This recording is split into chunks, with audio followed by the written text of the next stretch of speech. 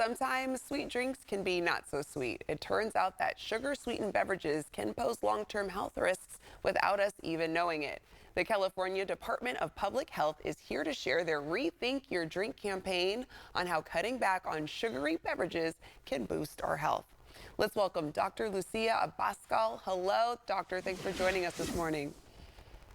Hi, thanks for having me for this very important topic. Yes, I agree with you. So tell us, what is Rethink Your Drink?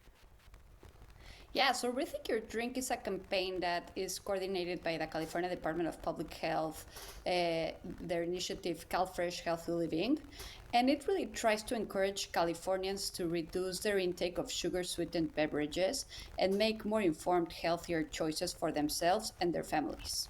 So tell me what... Yeah. Go ahead. Sorry.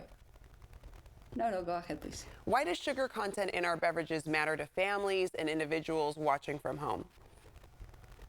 Yeah, so many times when we think about consuming sugar diets, we're thinking about what we're eating, and many times we're not thinking about what we're drinking. But research has shown that actually a big proportion of the sugar we consume is actually in beverages. So that's why it's very important to raise awareness on this, because consuming sugar has been linked to chronic diseases and health impacts, including diabetes, heart disease, which is the main killer of people in the world and in California, and also tooth decay, which can start affecting children in a very young age. Yeah, and we were looking at some of that footage because, I mean, normally when you grab a sugary drink, it's bright, it's colorful, it's captivating, but you need to read between the fine lines and look at those nutritional facts. So what are the health risks of consuming sugary drinks, doctor?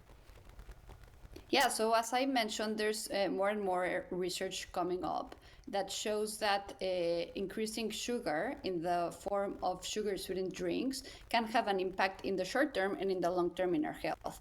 In the short term, it can present as tooth decay, so like really young children starting with cavities, but it can also affect us in the long term with chronic diseases, which can affect us and even get to kill us, such as heart disease, obesity, and type 2 diabetes. How can we identify if a beverage contains added sugars? Yeah, and I think this is something that you were getting at. Many times these beverages are colorful. Many times they say fruit drink, energy drink, sports drink. So our head immediately thinks, oh, this must be healthy. So it's really important to turn the drink around and read the label. So labels many times have a lot of information. They not only disclose the amount of sugar they have, but also the added sugar. And that's the one we want to pay special attention in. So also the ingredient list will be important. It's not only the word sugar, the word syrup, the word maltose. So it gets very tricky. So I would really encourage everybody to read the ingredients of the drinks they're having for them and for their family. There we go. The dog's against the sugary drinks too. That's why he's letting us know. What should we consider when looking at a beverage's sugar content, doctor? Yeah, so it's really incredible. If you turn around and you actually read the label, you'll see that it comes in grams. So that can be kind of confusing to think of it. It's like, how do I know how many grams are bad for me, right? Think of this as like, imagine a teaspoon of sugar, right? A teaspoon of sugar has 4 grams. Okay.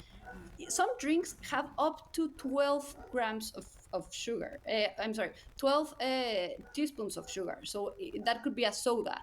And that's, imagine drinking 12 teaspoons of sugar, right? So when you see a label, think of that. Think of the grams and remember that 4 grams is 1 teaspoon.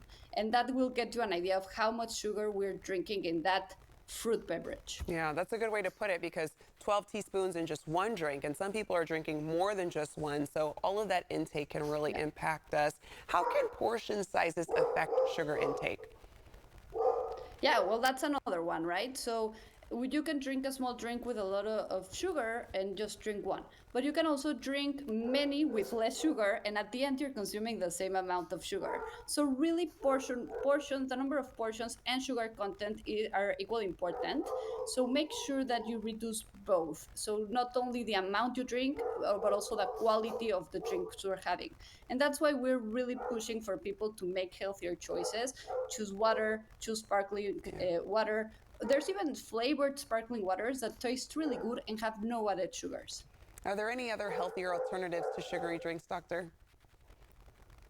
Yeah, so I think I'll always say that water is the best drink, but it's sometimes hard when we're used Hmm. to when we're really young. Especially, I'm Mexican, so like in my family, it's very common to drink flavored things.